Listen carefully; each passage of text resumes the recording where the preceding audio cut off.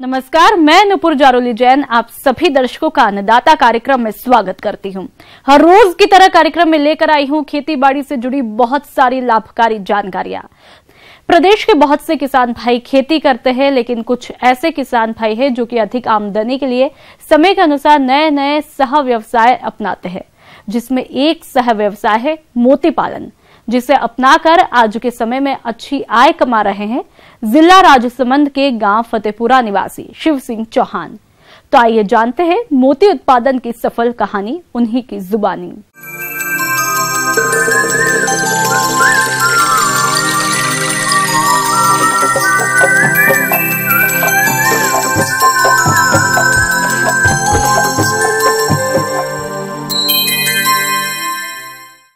मैंने एक पल फार्मिंग का पॉन्ड बना रखा है मेरे घर के बाहर नोरे में, और मैंने इसकी ट्रेनिंग कुछ सीखा मैंने।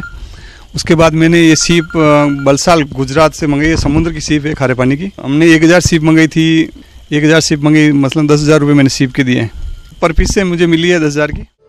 प्राकृतिक रूप से एक मोती का निर्माण तब होता है जब कोई बाहरी कण जैसे रेत, कीट आदि किसी सीप के भीतर प्रवेश कर जाते हैं और सीप उन्हें बाहर नहीं निकाल पाता। बजाय उसके ऊपर चमकदार परतें जमा होती जाती हैं।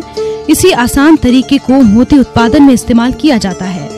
आज के समय में मोती की कई प्रकार की प्रजातियां विकसित हो गई हैं, जैसे लेमिनेनिस, मर्जिलेनिस, मेलिनेनिस, कोरिएनिस, पायरेसिया है, जिनका किसान पालन करते हैं। आइए जानते हैं कि ये किसान सफल मोती पालन किस प्रकार से करते हैं, जिससे इन्हें अच्छी सफलता हासिल हो रही है।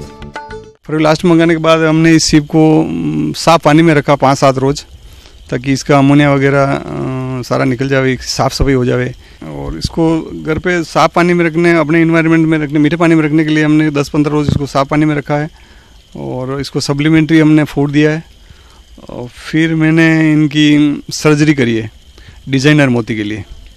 डिजाइनर मोती एक सीप में हमने 2 डाले हैं। डिजाइनर मोती सर्जरी करने के बाद हमने 1 सप्ताह तक इनको एंटीबायोटिक में और सप्लीमेंट्री फूड में रखा है। और उसके बाद हमने जो पानी का पॉन्ड बना रखा है, प्लास्टिक की जालीनुमा थैलियों में इनमें हमने रखी है। और इस पॉन्ड की सही 10 बाई 10 फीट है, डीप ये 7 फीट है गहरा। बांस की बिल्लियों पे हमने डोरी से जाली लटका के एक जाली में हमने 10-10 पीस रखे हैं सर्जरी करने के बाद। और इसका खाना बनाने के लिए हमने एक छोटा पॉन्ड बना रखा है। उसमें हमने गोबर की खाद, हल्का सा सुपर फास्फेट, हल्का सा यूरिया को 15-20 रोज पानी में सड़ा कर हमने एक सेवाल तैयार की, नीले कलर का पानी। वो हम इसको इस पॉन्ड में पर डे 5 लीटर देते हैं, जिससे इसका खाना बन जाता है।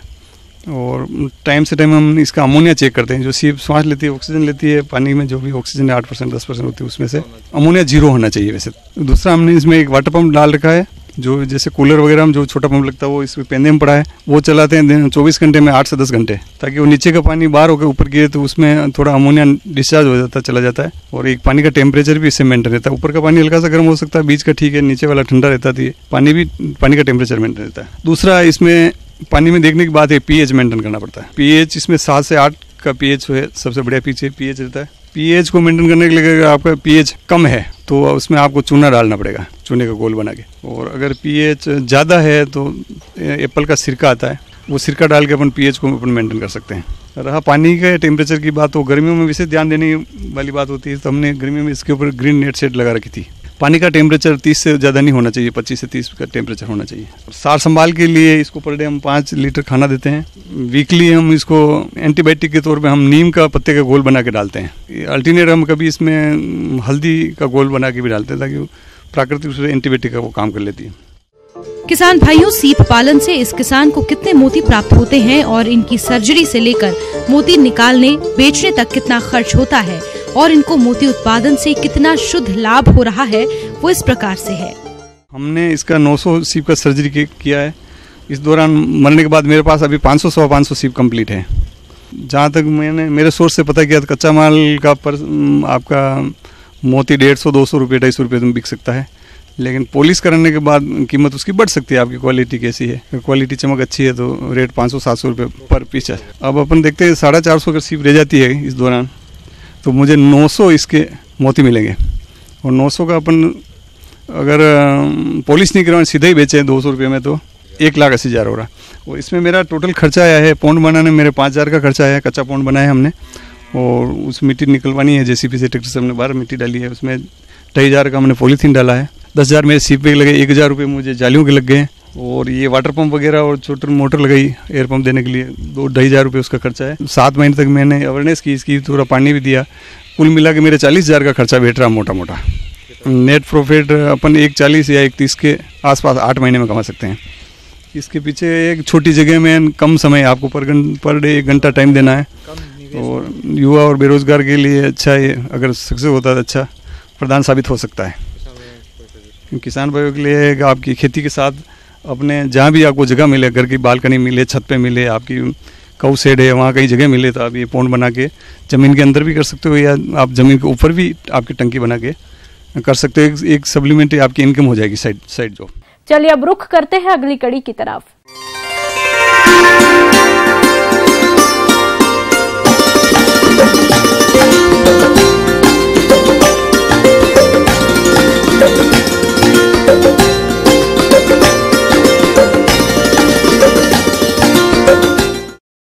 किसान भाइयों, गुलाब की खेती प्रदेश के बहुत से किसान भाइयों ने की है। इस फसल से अधिक संख्या में गुणवत्ता युक्त फूलों को प्राप्त करने के लिए फसल में कुछ कार्यों को करना बेहद जरूरी है। इस बारे में जानकारी दे रहे हैं कृषि वैज्ञानिक डॉक्टर परमवीर सिंह।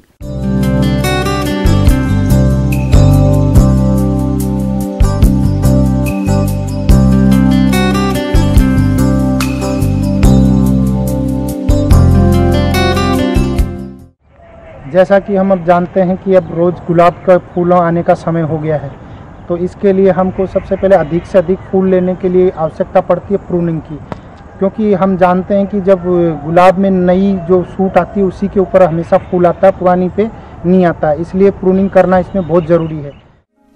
गुलाब एक सदाबहार पौधा है। यदि काट छांट नहीं किया जाए तो वर्ष भर फूल देता रहेगा, लेकिन फूलों की गुणवत्ता काफी खराब हो जाएगी। इसलिए वर्ष में एक बार पौधे को आराम देने की जरूरत होती है। इसलिए पौधों की कटाई छटाई करना बेहद जरूरी है। तो कैसे करें इस कार्य को, आइए जानते हैं। तो प्रूनिंग करने के लिए तरीके बताते हैं हम।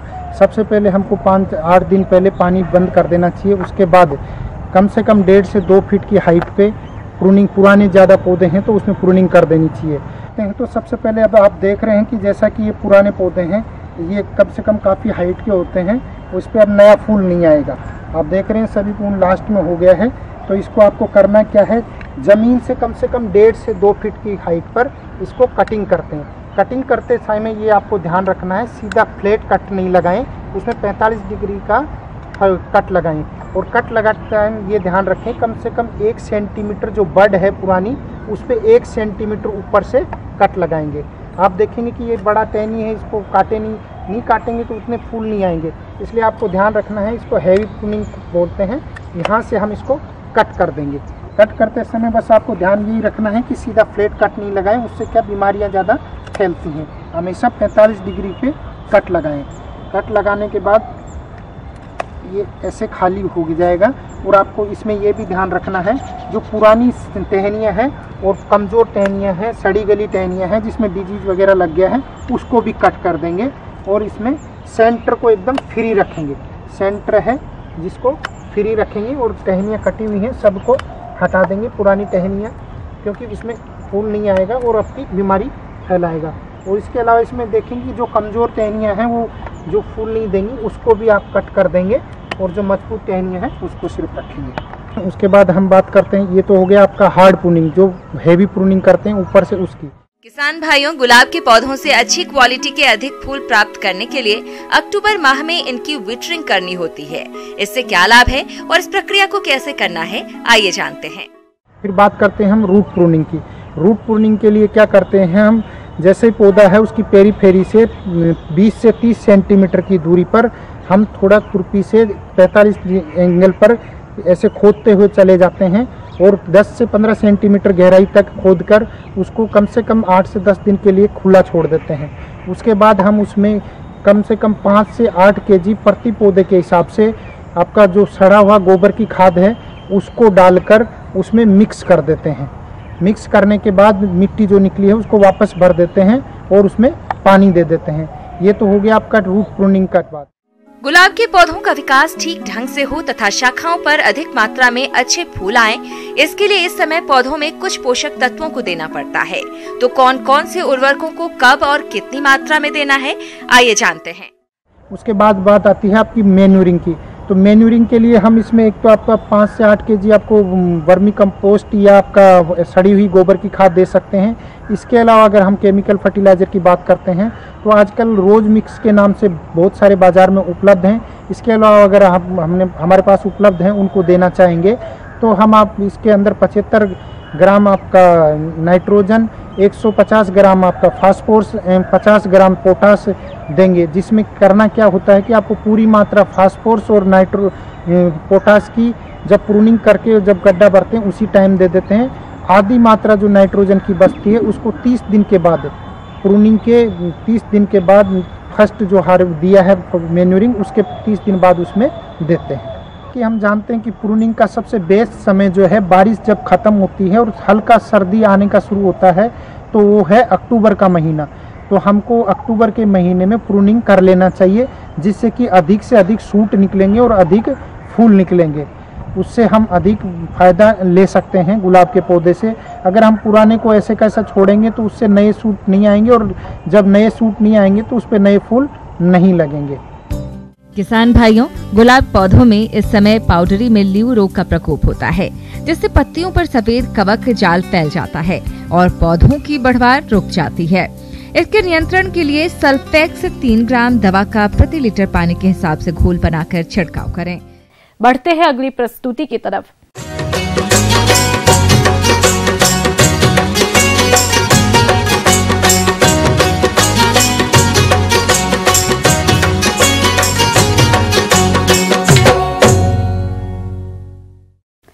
पालक की बात की जाए तो इसकी बाजार में मांग वर्ष भर रहती है। इस खेती से बहुत कम दिनों में अच्छी आय भी कमा सकते हैं, और इसी लाभ को ध्यान में रखते हुए जो किसान भाई पालक की खेती करना चाहते हैं तो इसके अधिक उपज देने वाली कौन कौन सी किस्मों का चयन कर बुआई करें, इस बारे में जानकारी दे रहे हैं डॉक्टर सुनील प्रजापति।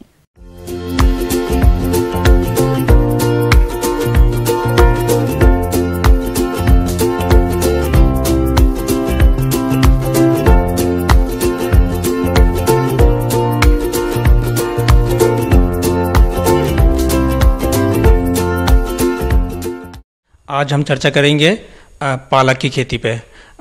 जैसा कि आप जानते हैं कि ये आयरन का मुख्य सोर्स है और इसमें विटामिन ए की प्रचुर मात्रा पाई जाती है, और आने वाला जो समय हमारा शीतकालीन का है तो इसमें हमारी ये मुख्य फसल है जो कि बाजार में हमें काफ़ी मात्रा में उपलब्धता होती है और इसकी हमारी मांग भी बहुत होती है। वैसे सामान्यतः ये जो फसल है ये किसी भी भूमि में अच्छी से हो जाती है, लेकिन हमें क्ले लोम सॉइल जो कि ज़्यादा ना भुरभुरी हो, ना ही ज़्यादा कॉम्पैक्ट हो, ज़्यादा कड़ी हो, हम ऐसी भूमि पे कर सकते हैं। और विशेष बात और भी है इसमें कि हमें इसमें पानी का ठहराव ना हो, ऐसी भूमि का भी हमें चयन करना होगा। और खेत की तैयारी के लिए हमें यह अनुशंसा है कि हम इसमें एक पलटने वाले हल से और 4 से 5 हमें कल्टीवेटर से हमें इसे चलाकर हमें इसकी खेत की तैयारी कर लेनी होगी, और हम एक पाटा चला देंगे ताकि हमारा खेत जो है समतल हो जाए। खेत की तैयारी करते समय एक विशेष बात है, और हमें खाद और उर्वरक की मात्रा का ध्यान रखना होता है। खाद के लिए हम 25 से 30 क्विंटल जो हमें अच्छी सड़ी हुई गोबर की खाद है हम इसका इस्तेमाल कर सकते हैं, और 60 केजी जो कि हमारी नाइट्रोजन, फास्फोरस और पोटास की मात्रा होगी, इसमें हमें नाइट्रोजन की आधी मात्रा देनी होगी बेसल डोज के रूप में, और बाकी जो आधी मात्रा है वो हमें शस्य क्रिया के द्वारा जब हमारी पौध बड़ा हो जाएगा तो हम उसमें एक मंथ के बाद हम इसमें दे सकते हैं। पालक की खेती से अधिक उत्पादन प्राप्त करने के लिए क्षेत्र विशेष की जलवायु व भूमि के अनुसार किस्मों का चयन करना भी आवश्यक है।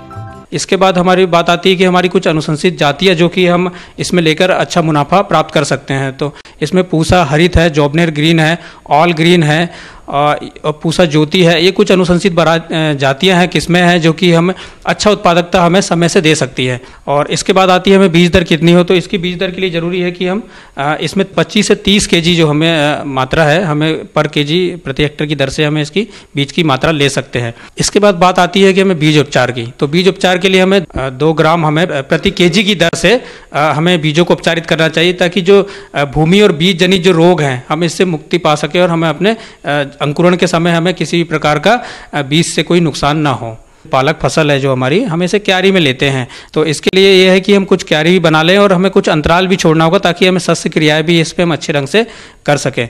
और इसके बाद हमें बीज की बुआई का बात आती है, तो हमें इसके लिए बुआई जो है, हम इसे अगर कम छोटे एरिया में ले रहे हैं, किचन गार्डन में, या फिर हम इसमें कैच क्रॉप के रूप में इस्तेमाल कर रहे हैं या अंतर्वर्ती फसल के रूप में, तो हम इसकी जो बुआई है हमें तो ब्रॉडकास्ट भी कर सकते हैं छिड़काव विधि से, या फिर हम लाइन सोइंग भी कर सकते हैं। लेकिन अगर हम इसे मुख्य फसल के रूप में ले रहे हैं तो हमें इसमें लाइन सोइंग ही करना चाहिए।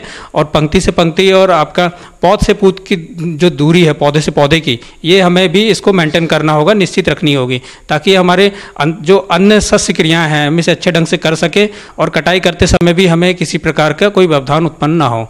इसके बाद इसमें आती है कि जल प्रबंधन की बात आती है। तो हमारे जो पालक का खेत है इसमें जल प्रबंधन कैसा हो, तो इसमें ज़्यादा हमें पानी की आवश्यकता होगी, क्योंकि ये लीफी वेजिटेबल्स है, इसमें जो बार बार कटती है, तो हमें इसमें 5 से 7 दिन के अंतराल पर हम इसमें पानी की मात्रा देकर इसमें इसकी पूर्ति कर सकते हैं। इसके बाद बात आती है कि हमें खरपतवार नियंत्रण की। तो खरपतवार इसमें ज़्यादातर मुख्यतः तो नहीं आते हैं, लेकिन अगर इसमें खरपतवार की समस्या आती है तो हम इसे मैनुअली हाथ से निकाल कर हम इसे हमारे खरपतवार से छुटकारा पा सकते हैं। बुआई के 3 से 4 सप्ताह बाद पालक पहली बार कटाई के लिए तैयार हो जाता है। पत्तियां जब पूरी तरह से विकसित हो जाएं, लेकिन हरी, कोमल और रसीली अवस्था में हों, तो जमीन की सतह से 5 से 6 सेंटीमीटर ऊपर से ही पौधों को चाकू या हंसिया से काट लेते हैं। इसके बाद अगली कटाई हर 15 से 20 दिन बाद करते हैं। इस प्रकार से पालक की एक फसल से लगभग 5 से 6 बार कटाई की जाती है। कटाई के बाद फसल में हल्की सिंचाई कर देते हैं। इससे पौधों की बढ़वार अच्छी होती है और इस प्रकार इसकी खेती से प्रति हेक्टेयर औसत उपज 170 से 250 क्विंटल तक प्राप्त कर सकते हैं।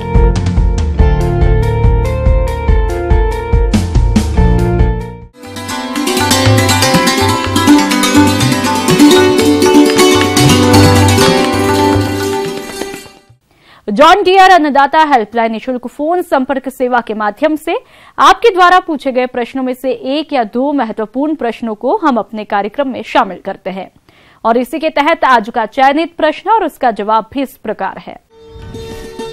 निःशुल्क अन्नदाता हेल्पलाइन में आज हमने जिस प्रश्न को शामिल किया है उसे पूछा है गांव छापरी, जिला जयपुर के कन्हैया लाल ने। आपने बाजरा की कटाई, गहाई और भंडारण के बारे में जानकारी चाहिए है, तो इसके लिए देखिए कार्यक्रम का यह अंश।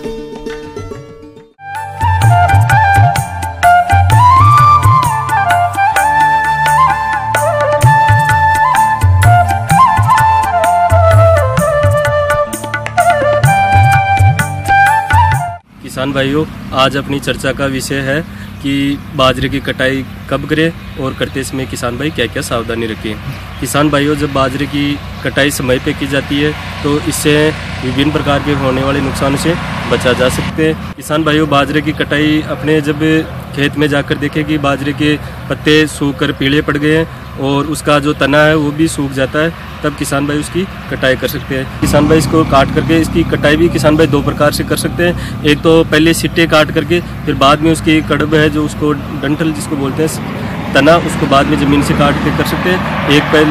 एक डायरेक्ट ज़मीन से काट करके फिर बाद में सिट्टे काट सकते हैं। तो इस प्रकार से किसान भाई काट करके सिट्टों को अलग कर सकता है, या डायरेक्ट पहले सिट्टे काट के और फिर नीचे से काटता है। बाजरे की विभिन्न प्रजातियां 75 से 95 दिन में पककर तैयार हो जाती हैं। खड़ी फसल में दोनों में नमी की मात्रा 20% रहने पर बालियां खेत से काटनी चाहिए।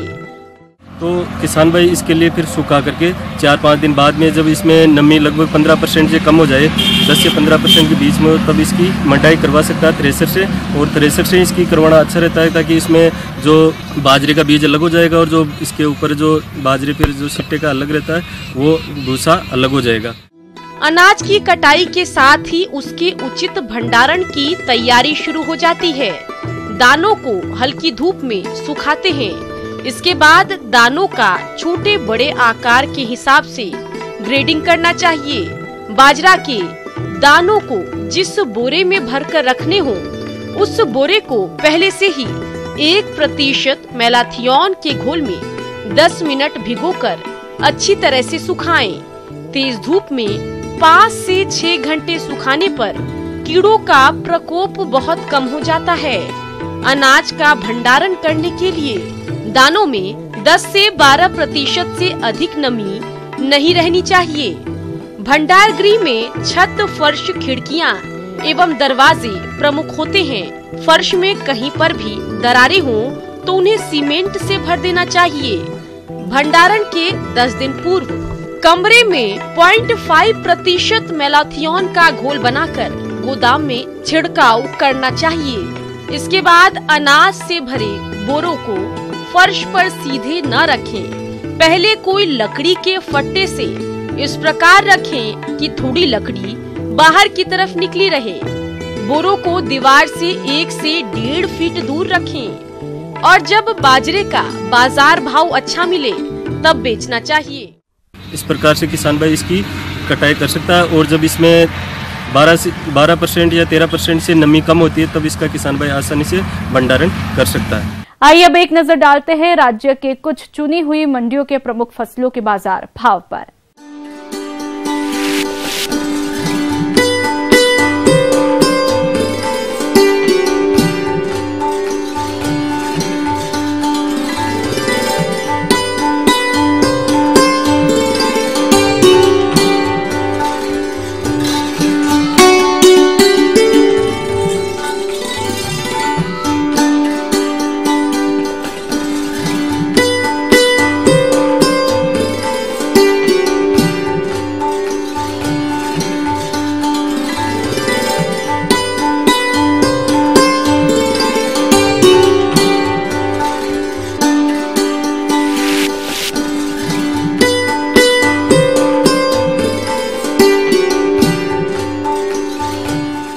हम ये उम्मीद करते हैं कि आज का कार्यक्रम आप सभी दर्शकों के लिए उपयोगी रहा होगा।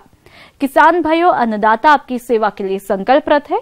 कृषि संबंधित समस्या और सुझावों के लिए आप हमें इस पते पर भी संपर्क कर सकते हैं। प्रोड्यूसर अन्नदाता news 18 Rajasthan, Ramoji film city, Hyderabad 501512। साथ ही आप हमें ईमेल भी कर सकते हैं। हमारा ईमेल है p18अन्नदाता@nw18.com। इसके अतिरिक्त आप हमें जॉन डियर निःशुल्क हेल्पलाइन नंबर 1800419215 पर सोमवार से शनिवार सुबह 10 से शाम 4 बजे के बीच संपर्क कर सकते हैं। किसान भाइयों, अब समय हो रहा है आपसे विदा लेने का, तो हमारी अन्नदाता टीम को दीजिए इजाजत। कल फिर आपसे मुलाकात होगी कृषि संबंधित कुछ और महत्वपूर्ण जानकारियों के साथ। नमस्कार।